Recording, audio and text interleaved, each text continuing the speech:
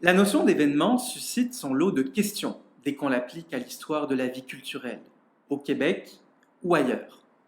S'il existe bien des événements du type turbulent, imprévisible et rompant avec un certain ordre des choses, la vie culturelle se déroule également selon une temporalité précise, la saison, qui va circonscrire l'exceptionnel et lui conférer une trame à la fois distincte et répétitive.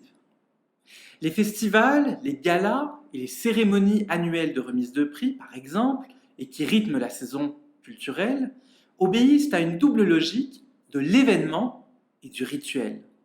Ils sont à la fois présentés comme des moments exceptionnels, dans lesquels le récit de la vie culturelle trouve une consistance particulière, et comme les points, parmi d'autres, d'une série s'étalant sur plusieurs années, balisée par la tradition et par les effets de retour.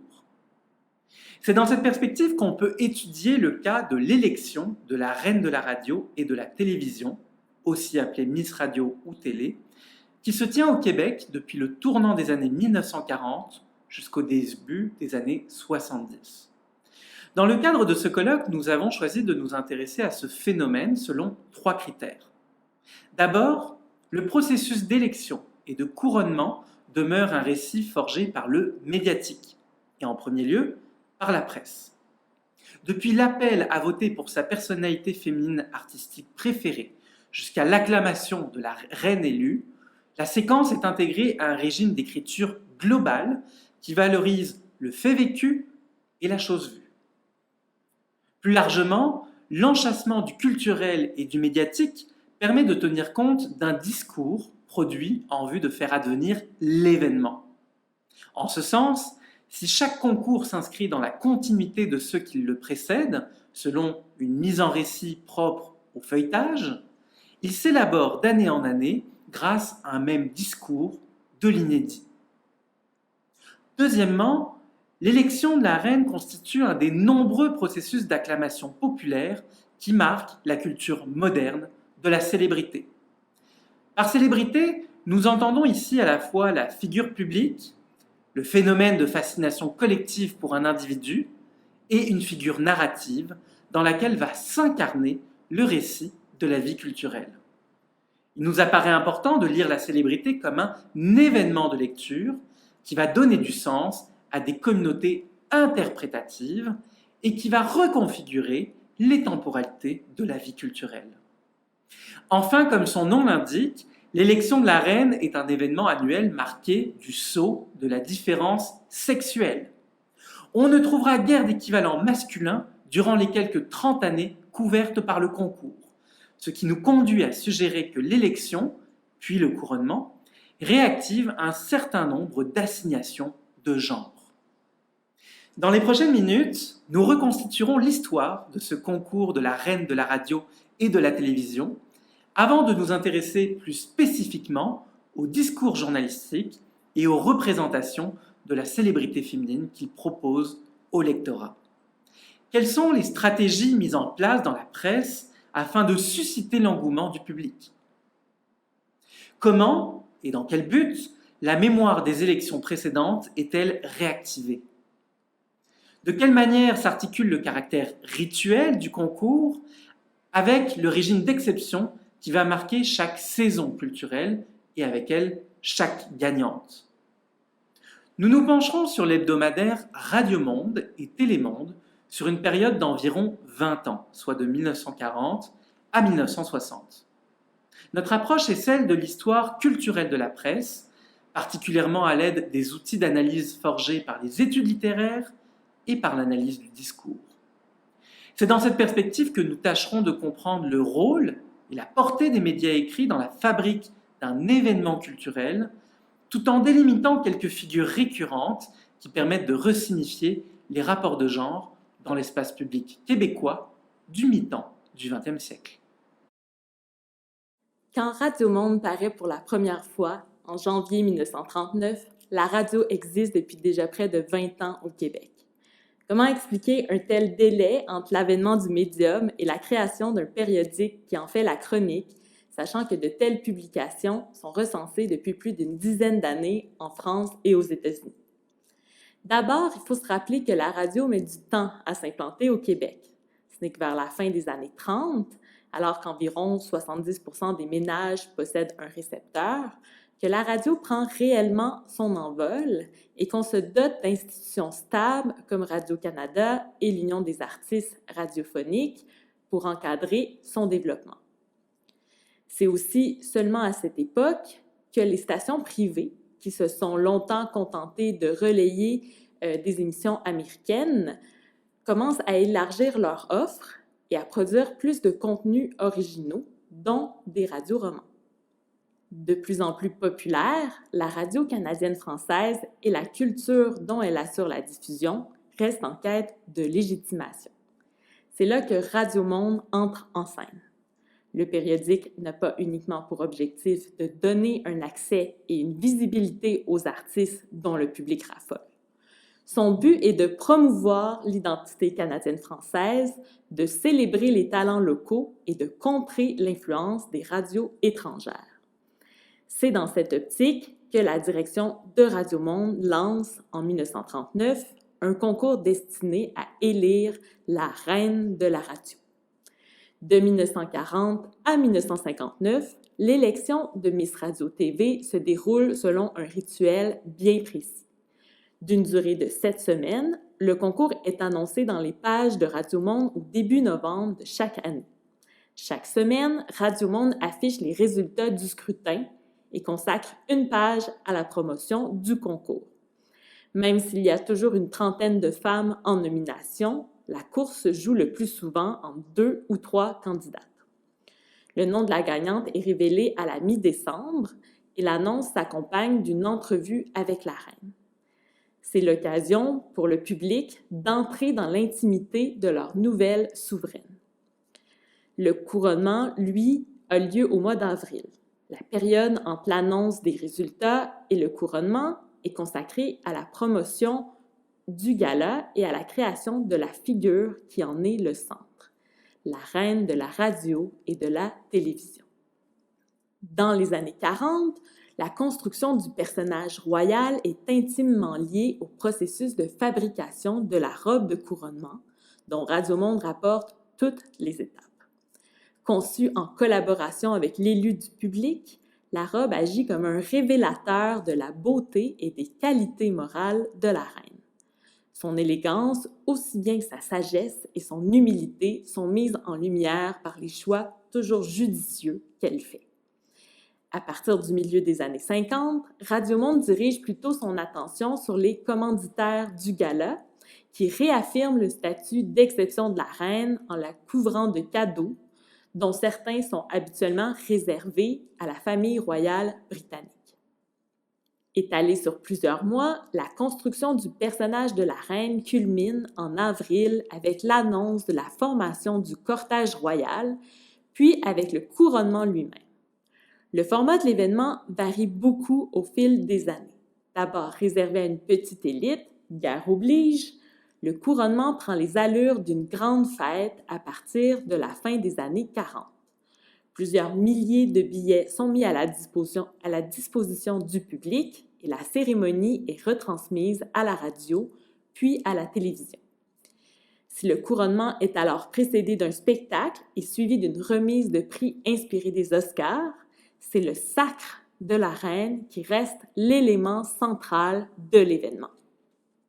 L'impressionnante couverture médiatique qu'il génère dans les pages de Radio Monde en témoigne. L'élection reflète bien l'évolution des préférences médiatiques et culturelles des Canadiens français. De 1940 à 1946, les reines sont principalement des actrices de radio-roman. La majorité d'entre elles doivent leur succès à la popularité des personnages qu'elles interprètent, la frontière entre fiction et réalité étant à l'époque poreuse dans la presse. À la fin des années 40, soit au début de l'âge d'or des cabarets montréalais, c'est au tour des chanteuses de connaître leur heure de gloire. 4 d'entre elles remportent successivement le titre. Cette tendance est interrompue par l'arrivée fracassante de la télévision. Dès 1954, presque toutes les reines sont connues pour leur rôle dans des téléromans à grand succès, comme La famille Plouffe ou encore Le Survenant, puis pour leur qualité d'animatrice de variété, comme Michel Tisser. Durant les années 60, on retrouvera cette même représentation des stars de la chanson et du petit écran avec des personnalités comme Ginette Renault ou Dominique Michel. Le dépouillement étant encore préliminaire pour cette dernière décennie, on se penchera dans les prochaines minutes sur les 20 premières années du concours. On abordera conséquemment la mise en scène de l'élection et du couronnement, puis le rôle socio-culturel des vedettes féminines élues. Entre 1940 et 1960, le sacre de la reine obéit à un certain nombre de rouages qui vont délimiter un temps fort, attendu et observé par tous et par toutes. D'une édition à l'autre, une scénographie de l'événement se met en place et qui va concentrer l'attention médiatique et les stratégies d'écriture de Radio Monde sur la reine élue et sur la foule d'admirateurs et d'admiratrices qu'elle fédère. La culture de la célébrité fonctionne à partir d'un même répertoire de scripts, de motifs, de figures, qui vont traduire des effets de singularisation et de réussite sociale. Le phénomène d'acclamation populaire que représente l'élection de la reine n'y fait pas exception, puisque le périodique va tirer sur 2 fils narratifs dès l'annonce des résultats. Le personnage de Cendrillon et l'imaginaire de la royauté. L'archétype de Cendrillon est mobilisé pour la première fois durant l'élection de Miss Radio 47, alors que Lucille Dumont remporte les suffrages du public. Il revient de façon constante dans les années suivantes, puis se dissipe pour apparaître de façon plus ponctuelle au cours des années 1950. La mobilisation d'un tel personnage met en relief l'effet de modification euphorique d'un statut social. Un rêve de gloire devenu réalité. Ainsi, Roland Desormeaux, Miss Radio 48, est décrite comme cette ancienne petite fille inconnue qui berçait ses impossibles rêves aux mesures de l'accordéon, avant de devenir une étoile de la chanson. Dans le même article, il est même dit qu'elle servira d'exemple, je cite, à toutes les petites Cendrillons de la province. L'imaginaire de la royauté, lui, est déjà présent depuis la Seconde Guerre mondiale. Or, c'est surtout à partir de la seconde moitié de la décennie 1940 qu'il se diffuse dans l'intégralité du concours. Toute une iconographie associée à la monarchie, notamment britannique, est réinvestie dans les stratégies de promotion du concours et du couronnement. Depuis le prince consort, auquel est associé l'époux ou l'amoureux de l'artiste féminine plébiscitée, jusqu'à la présence de petits pages et de demoiselles d'honneur lors du couronnement. Les reines sont nommées par leur prénom, suivi d'un numéro de règne. Par exemple, Michel Ier pour Michel Tisser en 59. Le monde radiophonique, quant à lui, est assimilé à plusieurs reprises à un royaume. Cet imaginaire des rois et reines permet de construire un lien entre les différentes éditions, au prisme d'une dimension dynastique que martèlent les journalistes, mais également les reines elles-mêmes. En 1955, alors qu'elle tient une chronique régulière pour Radio Monde et Télémonde, Mimi Desté, première reine élue en 1940, rappelle à toutes qu'elle est la reine-mère, étant la première de la dynastie, dit-elle. En 1960, pour commémorer les 20 ans du concours, on annonce en grande pompe que la nouvelle reine, Michel Tisser, sera accompagnée par un cortège d'anciennes reines. Très tôt, donc, le concours se construit sur la base d'une mémoire collective de l'événement, un rendez-vous annuel au cours duquel la famille royale du monde culturel s'agrandit et va commémorer son présent, mais également son passé. Qui plus est, dès 1954, le couronnement prend place dans un gala qui sert de revue culturelle de l'année. Au concours de popularité s'ajoute donc une dimension rétrospective à forte teneur nationaliste qui va consolider l'idée d'une vie culturelle canadienne-française dynamique et solide. Cette médiatisation du petit monde des vedettes cherche à faire mouche auprès du lectorat. Ainsi que l'écrit Nathalie Heineck, le régime de la visibilité se nourrit d'un rapport primordial et émotif avec le public. L'élection et le couronnement, en tant que phénomène d'acclamation populaire, font intervenir directement les lecteurs et les lectrices. Comme le rappelle la journaliste Huguette Proux, et je la cite, « En ce moment, l'influence, c'est vous qui la possédez. Vous êtes libre d'élire qui bon vous semblera. » Fin de la citation.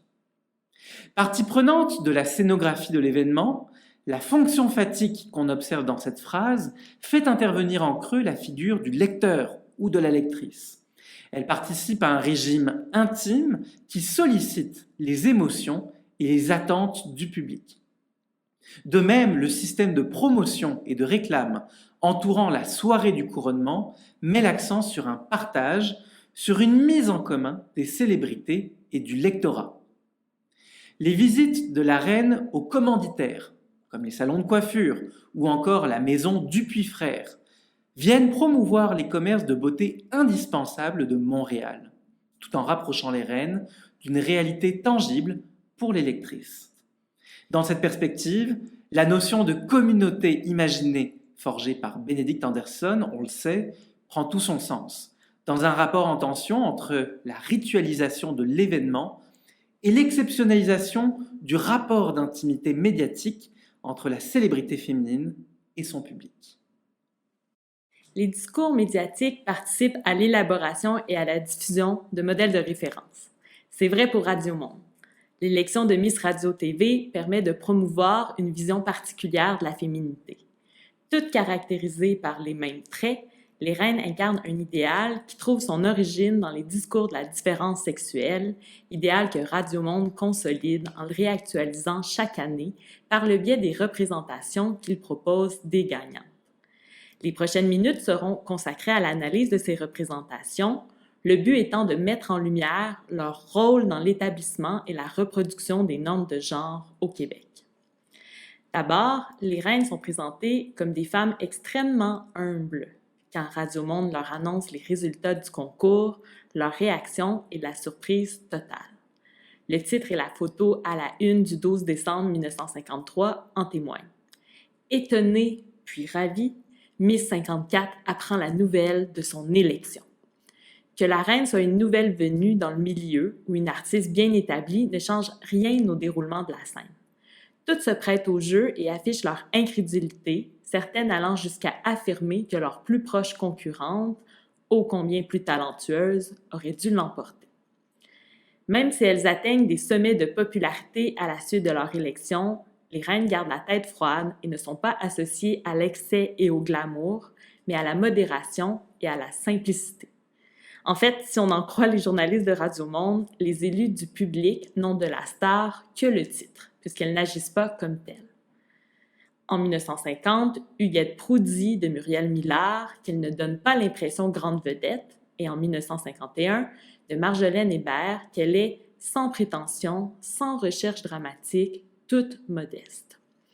À plusieurs reprises, les journalistes précisent qu'une telle humilité est chose peu commune chez les artistes, en particulier chez les femmes, connues pour être difficiles et capricieuses. Cette stratégie est une arme à double tranchant. Si elle met en lumière le comportement exemplaire de la reine, elle déploie en creux une vision péjorative des autres artistes féminines, dès lors réduite au stéréotype de la diva. D'une édition à l'autre, Radio Monde cherche à créer un modèle auquel les lectrices sont susceptibles de s'identifier et rappelle, dans cette optique, que la reine n'a rien des glamour girls telles que popularisées par les magazines américains. Bien qu'elles possèdent toutes des CV impressionnants, les reines sont encore largement définies par leur sollicitude maternelle. Si leurs exploits professionnels sont mentionnés, ils n'occupent pas une place prioritaire dans les entrevues réalisées. L'accent est vraiment mis sur la vie privée de la reine et en particulier sur son rôle de mère et d'épouse. C'est le cas même lorsque la souveraine est célibataire. En 1952, lorsqu'Huguette Oligny est élue, Radio Monde ne manque pas de souligner que Sa Majesté rêve de rencontrer un jour un homme et espère élever une famille de 12 enfants au moins. La reine, par ailleurs, est souvent photographiée dans son intimité auprès de ses enfants ou de son mari. L'objectif est toujours de montrer qu'elle ne néglige pas ses responsabilités familiales au profit de sa carrière. Décrite comme une mère de famille exemplaire, voire comme une maman bien avant une reine, l'artiste élue parvient à maintenir un équilibre entre ses différentes obligations. Elle est la preuve, selon la journaliste Huguette Proulx, qu'on peut très bien être à la fois comédienne et rester une excellente épouse et une très bonne maman. Les reines, en ce sens, ne contribuent pas seulement à raffermir les liens entre féminité et maternité. En effet, ce que le journal ne dit pas, c'est qu'elle propose un modèle de super maman et de conciliation travail-famille que seules les femmes privilégiées, qui bénéficient comme elles de soutien et de ressources extensives, peuvent espérer reproduire. L'engouement des reines pour la maternité n'empêche pas Radio Monde de les dépeindre comme des objets de désir, voire de les définir par leurs apparences. En 1954, un collaborateur du journal décrit la nouvelle souveraine dans les mots suivants. « Denise, 90 livres de talent, 5 pieds 1 pouce de beauté. Voilà sa fiche d'identité. » Même si l'élection de Miss Radio-TV n'est pas un concours de beauté, son déroulement reste l'occasion de véhiculer un idéal corporel féminin. Entre l'annonce des résultats et le couronnement, des dizaines de photos de la souveraine sont publiées. Toujours impeccable, même dans les scènes du quotidien, la reine impose une vision de la beauté féminine axée sur l'élégance, le raffinement et la minceur. Dans les années 50, les journalistes n'hésitent pas à louanger les mensurations parfaites de la lilliputienne Denise Saint-Pierre ou à féliciter Denise Pelletier pour sa taille de mannequin, renforçant ainsi la fascination pour le corps mince.